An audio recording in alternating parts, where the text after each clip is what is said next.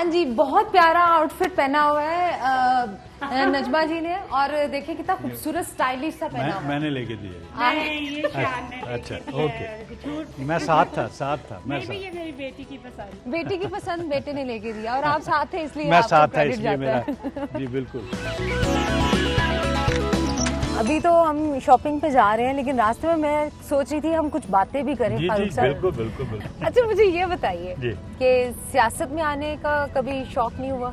जो वोट देते हैं तो इसका मतलब सियासत में है, और नज़र रखते हैं कामों पे तो सियासत में है, लेकिन आप मेरे ख्याल प्रैक्टिकल सियासत की बात कर रहे हैं, वो तो उसको थोड़ा चेंज होना चाहिए मेरे ख्याल में। अगर मेरी कोई बात नहीं मानेगा, क्योंकि वो अवामी नहीं रहेगी कि अगर आप अगर वोटिंग का मयार रख दें कि ये ग्रेजुएट, बेशक थोड़ी सी वोटिंग, थोड़े बड़े कम ग्रेजुएट हैं पाकिस्तान में तो थोड़े ही मिलेंगे, लेकिन सिलेक्शन तो ठीक होगी ना। बहुत से ऐसे ममालिक है तरक्की याफ्ता जहाँ पे यहाँ से एक्टर्स को मौका दिया जाता है, एक्टर्स को मौका दिया जाता है कि सियासत में आए, रिप्रेजेंट करें। जैसे आर्नल्ड श्वार्ज़नेगर हैं इंडिया में, देखें तो अमिताभ जी हैं, दिलीप कुमार साहब हैं, बड़े बड़े आर्टिस्ट हैं जो सियासत में आते हैं, मुल्क को रिप्रेजेंट करते हैं। तो आपने नहीं ऐसा सोचा?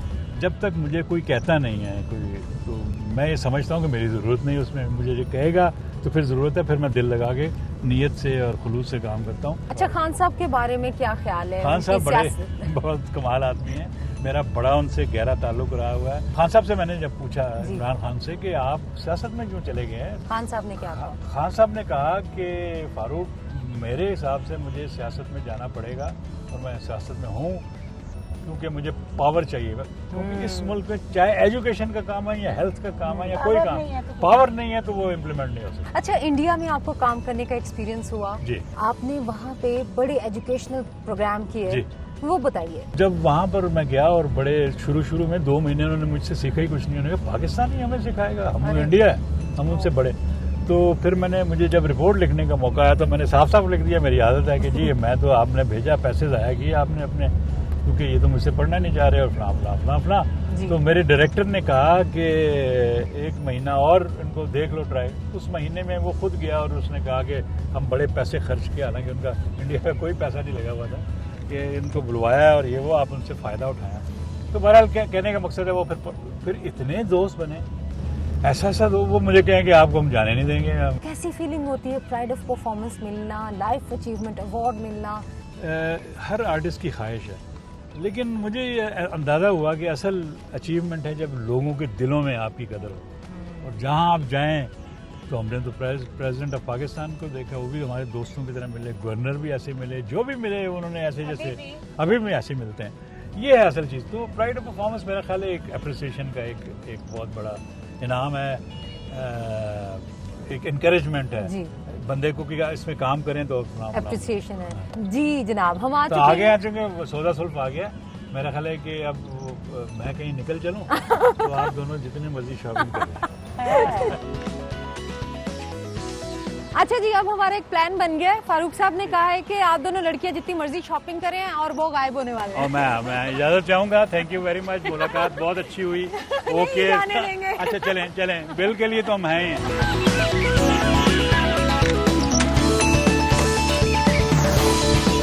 सोफिया भी पूछ रही थी कि मुझे अपने प्रोग्राम में कोई चांस दें। मुझे पता है साथ शर्त भी है नहीं, लेकिन वो मुझे पता है ऐसे ही कह रही हैं। बहुत अच्छे बड़े प्रोग्राम में ये काम कर रही हैं और बहुत कंट्रीब्यूशन है इनके, बहुत अचीवमेंट है।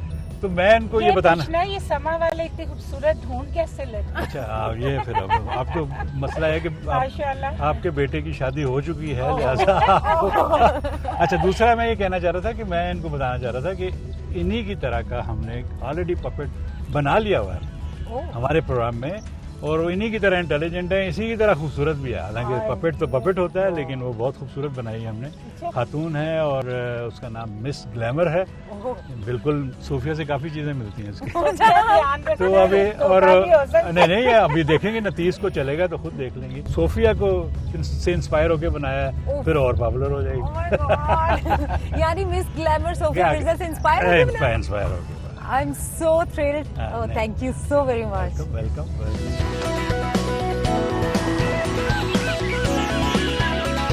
सबसे पहले आपको कोई एक तस्वीर दिखाता हूँ यंग नौजवान की। मेरा बेटा है और उनके साथ उनकी बेगम। जी। अच्छा, ये आपके बेटे हैं? जी। लग नहीं रहा, मेरी शक्ल मिलती है इनसे। काफी ज्यादा मिलती है, लेकिन वाकई। लेकिन नीचे डेट पढ़ेंगे तो ये 1974 है जब आप पैदा नहीं मेरा बेटा। ये मेरी तस्वीर है और ये साथ अभी नजमा की है, मेरी बेगम और मेरे वाले साहब। अच्छा। ब्लैक एंड व्हाइट थी उस जमाने में, नया नया कंप्यूटर आया हुआ था तो हमने कलर किया, लेकिन यादगार था। एक ही तस्वीर है ये, इसकी लगी। अच्छा, ये हमारी मंगनी की है, ये मेरी बहनें हैं पीछे। ओके। और कितनी बहनें आपकी? मेरी 5 बहनें। अच्छा, माशाल्लाह। And you are? 5 बहनें और मैं अकेला। अच्छा, बचपन कैसा था आपका फारूक साहब? बड़ा शाय और बड़ा हम्म। खामोश, क्योंकि जिस एरिया में मैं था जी, फ्रंटियर में, मेरे वाले साहब चूँकि सिविल इंजीनियर थे, उनकी ट्रांसफ़र होती रहती थी, तो मैं साथ साथ और उनके बच्चे साथ अकेला था उस वक्त में। वहाँ पर जो मेरा बचपन गुजरा वो रिएक्शन है, ये सारा कुछ, ये जो पपेट्स हैं और ये सारा वो खामोशी, वो सिरा जो मिला है मिजाज, वो मुझे वालदा की तरफ से। मेरी वालदा, मेरे नाना और अल्लामा इकबाल बहुत गहरे दोस्त थे। अरे! और जब अल्लामा साहब गए हुए थे उमदलस PhD करने के लिए, वापस आए तो मेरे नाना की डेथ हो चुकी हुई थी, तो वो अफसोस करने घर पे आए, तो अम्मी रो रही थी, छोटी थी सबसे, तो उनको साथ ले गए अपने पास। तो फिर काफ़ी अर्सा अल्लामा के पास ही रहीं। अच्छा। ऐनक बल्कि उनको अल्लामा साहब ने लेके दी कि तुम्हारी नज़र कमज़ोर है। अरे अरे अरे अरे। तो वो मेरे पास है ऐनक वैसे।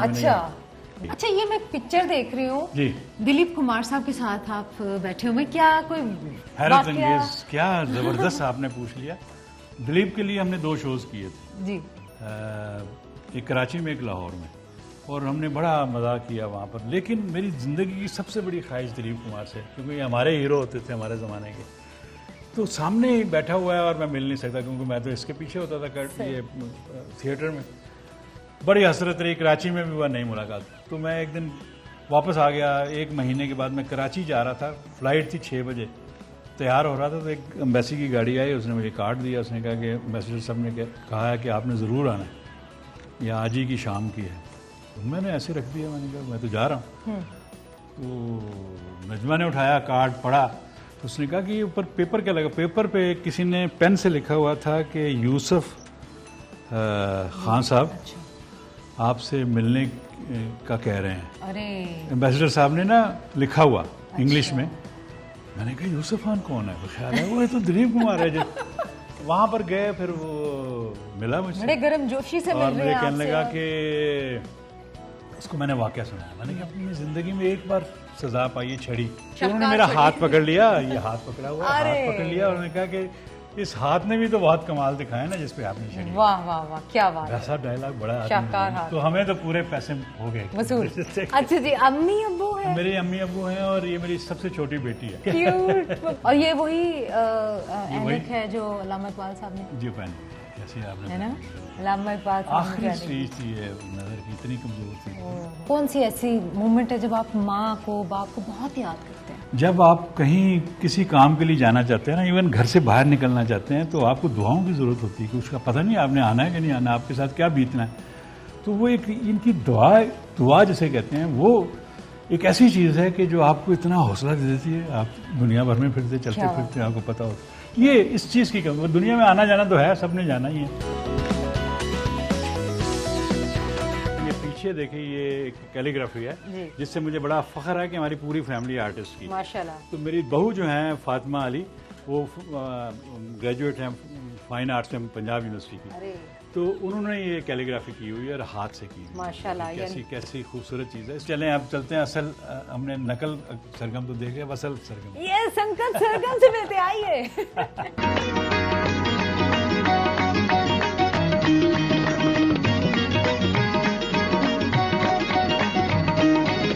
तेरी जिंदगी है कूलर, मेरी जिंदगी पसीना, तेरी जिंदगी है कूलर, मेरी जिंदगी पसीना, मेरी जिंदगी है बिखरी, तेरी जिंदगी करीना, मेरी जिंदगी है बिखरी, तेरी जिंदगी करीना, तेरी जिंदगी दिसंबर, तेरी जिंदगी दिसंबर, मेरी जून का महीना। जी मुतासरीन टेलीविजन, आप इस वक्त अंकल सरगम के घर में बैठे हुए हैं और मेरे घर में बैठी हुई हैं टीवी की एक ग्लैमरस एंकर पर्सन बहुत ही अच्छी, मेरी भी पसंदीदा मिर्जा साहब। अंकल सोफिया मिर्जा नाम। ओहो, मैं सोफिया कहने लगा था ना, आप बड़ी जल्दी करती हैं। सोफिया मिर्जा। अंकल आपने आज ग्लासेस चेंज किए हुए हैं, बड़े कलरफुल पहने हुए हैं। क्या खूबसूरत क्वेश्चन किया, मुझे पता था सोफिया ने आना है। सोफिया खुद ग्लैमरस है, तो मैं क्या पीछे रह जाता? मैं खुद टीवी का ग्लैमर हूँ, तो मैंने कहा और कुछ नहीं तो कम से कम खूबसूरत ऐनक ही, गॉगल ही लगा के जाए। वाह क्या गॉगल है अंकल। वैसे आप आजकल काफी मोटे टोन के मालिक हो गए, क्या हुआ है? ये मोटा नहीं हूँ, ये खाते पीते घराने के लिए जान के पेट फुलाया हुआ है मैंने। पता चले कि मैं फनकार ही नहीं हूँ खाली। फनकार वैसे गरीब समझा जाता है ना हमारे यहाँ, लेकिन मैंने कहा नहीं, फनकार भी मोटा, मेरा मतलब है अमीर हो सकता है। मेरा ख्याल था कि अंकल सरगम जो है वो गवर्नमेंट में आ गए, इसलिए शायद मोटे हो गए। गवर्नमेंट में आके मोटा नहीं होता बंदा, वो खाबागीर कहते हैं उसको।